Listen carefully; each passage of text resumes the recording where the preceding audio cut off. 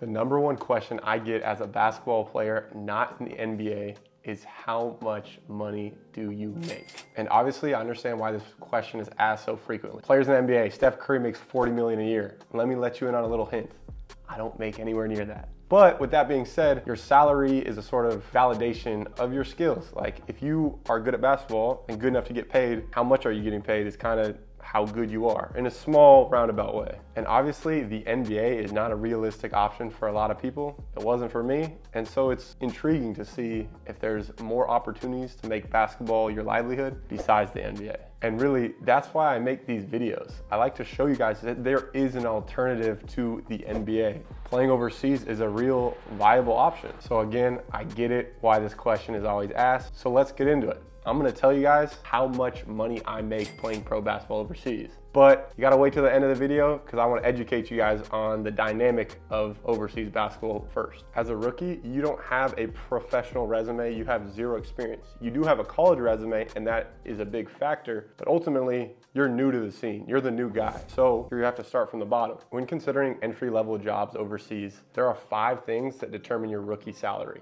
Number 1, your success in college. Did your team win? That's a huge factor. Number 2, what were your stats? Did you produce at a high level? Were you a really good three-point shooter? Were you a really good rebounder? Things of those nature. Number 3, what level did you play at? Division 1, Division 2, Division 3, what were the accolades that you had at those levels? Number 4, do you pass the eye test? There's a certain type of basketball player that overseas teams are looking for. A lot of times you have to look the part. And number 5, a sneaky number 5, is your agent connections. Your agent matters probably the most in your career before your rookie season because your first job is probably the most important one. So again, with all this being considered, there's a lot to think about when looking at potential starting jobs. There are some starting leagues that are more respected than others in terms of if you produce in this league, higher leagues scout from this league. And a lot of times, these leagues sometimes will actually pay lower than leagues that aren't as respected because they are known for pushing players to higher levels. You sometimes have to almost pay for opportunity. For me, starting out, my agent did an incredible job matching me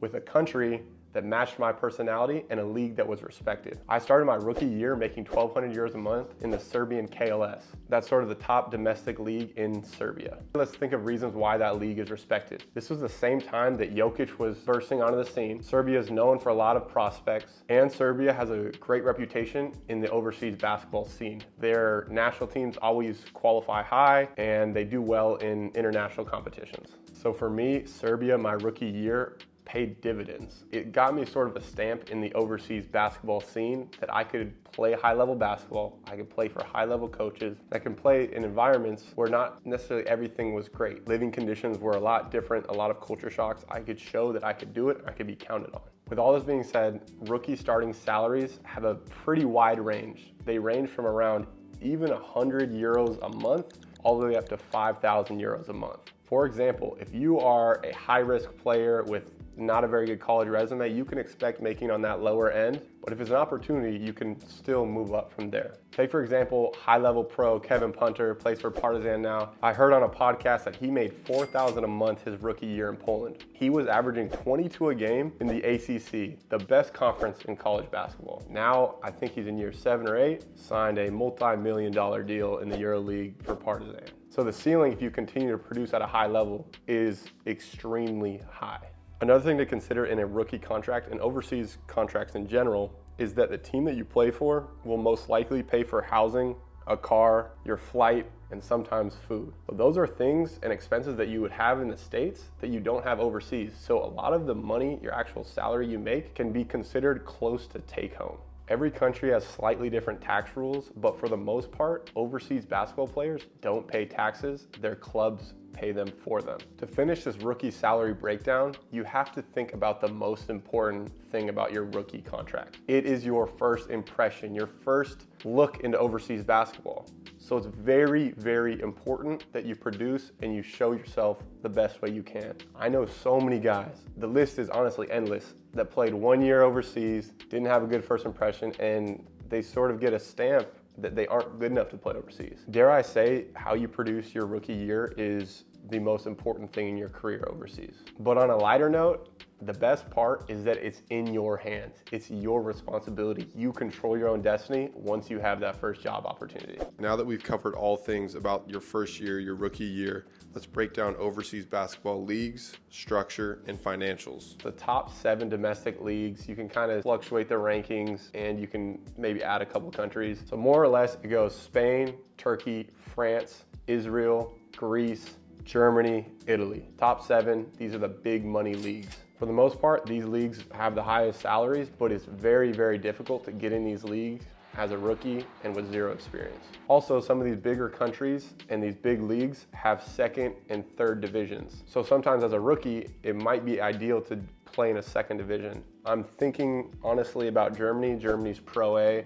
The league below the BBL is pretty solid, pretty good league for rookies and a well-respected league because German basketball is very, very high level and respected throughout Europe. There's a big variance in these leagues about your monthly salary, but on average, you can expect on the low end to be around 7,000 to 8,000 euros a month, and on the high end, upwards of 250,000 euros. Think of the highest earners of overseas basketball on the best teams. So like I said before, prove it your rookie year, move up to maybe a better league or a better team, prove it again, continue to move up, and now you're looking at salaries of over 80,000 euros take home, and that amount of money can start to really change how you view your future. The barrier to entry overseas is tough.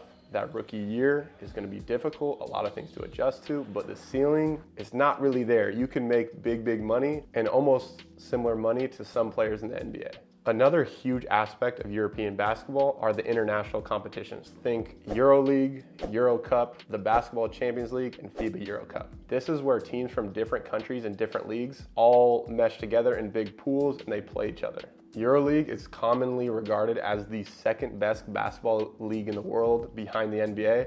And some will even argue the style of basketball is better and more entertaining to watch than the NBA. Reasons behind this is there's a lot more team ball, a lot more chess match type moves, and every game matters in the EuroLeague. There's not as many games in the season, but head-to-head matchups and point differentials and all these things are taken into account in order to make the playoffs. There's no boring mid-season games, kind of like you have in the NBA, where guys will either take a night off or you won't see max effort. Every night is a dogfight, and honestly, the fans in Europe are a whole different beast as well. And so it makes for a completely different product than the NBA. And also, it's very common that some of these EuroLeague players have played in the NBA. You have guys like Kemba Walker, Shabazz Napier, Nikola Mirotic, Mario Hezonja, all guys that have played in the NBA and are now in the EuroLeague. It's an extremely talented league and really fun basketball to watch. And back to the salary note, if you're in the EuroLeague, you are getting paid. The minimum salary is around 30K a month,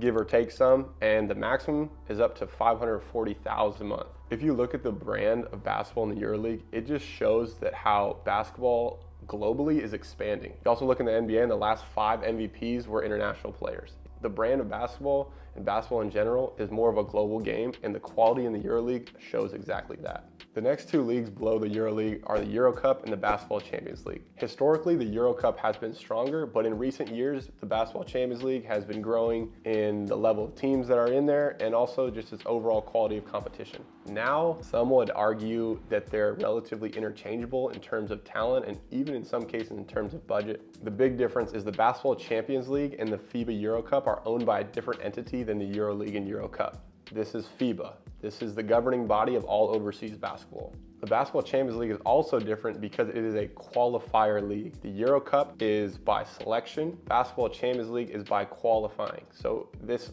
league also has these qualifier rounds, and its bids are based on each country's ranking in terms of international basketball. These leagues have high variability in terms of salary, but on the low end, you would make around 6 to 7K a month. On the high end, it can be upwards of 30, 35K a month. With all that being said on the structure of overseas basketball, there are 2 more components to consider when thinking about overseas basketball salaries, how much you could make, or how much you're making. So think of this, 2 teams in the same league definitely do not pay the same.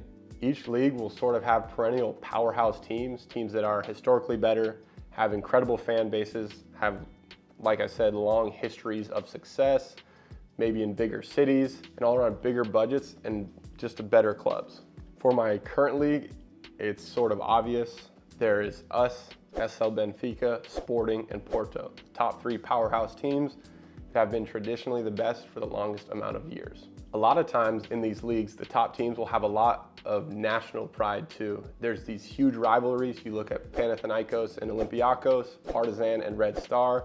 These are rivalries that go beyond sports. It's almost like two families that can't stand each other and are constantly fighting and vying for who's the better family, who's historically better, who has more championships. It's just a constant battle. That makes some of the most electric basketball environments and honestly the world. So far in my young career, I haven't played in a lot of rivalry games, but the ones I have played in have been electric. It's like something I couldn't explain to someone that hasn't experienced it. It's the amount of hostility, animosity, emotions, and just overall energy in the gym is something that can only be experienced and not explained. If you want a little glimpse into what an overseas basketball rivalry game is kind of like, check this YouTube video right here where I go into and show you guys one of the rivalry games I played in this year. But anyways, an important thing to remember is the top teams in a league do not pay the same as the bottom teams in the league. It can be two very, very different scenarios. Another thing to consider is 2 players on the same team will not be paid the same. You have to consider resume, experience, and role. Even you have to consider who is the agent.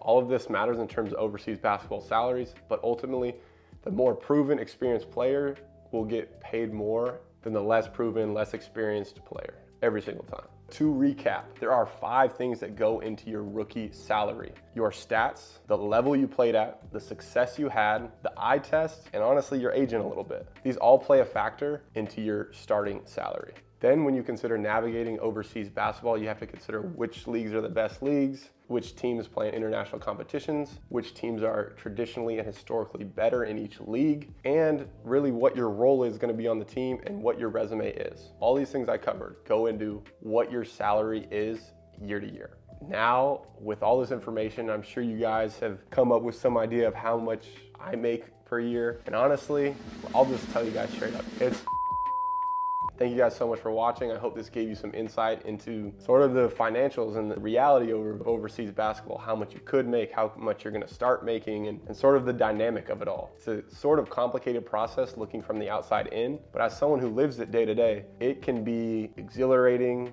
incredible, and a once-in-a-lifetime experience. So I'm very grateful that I get to live this lifestyle. I hope that I can continue sharing this with you guys, and this is entertaining, educating, and you guys like this sort of stuff. So with that being said, make sure that you like this video, subscribe to the channel, continue to follow along as I navigate this overseas basketball life and all that it brings. Thank you guys, and I'll see you guys soon. She got highs and lows. She said, yeah, I know. Wish I can make it easier, I can. I just know right and wrong.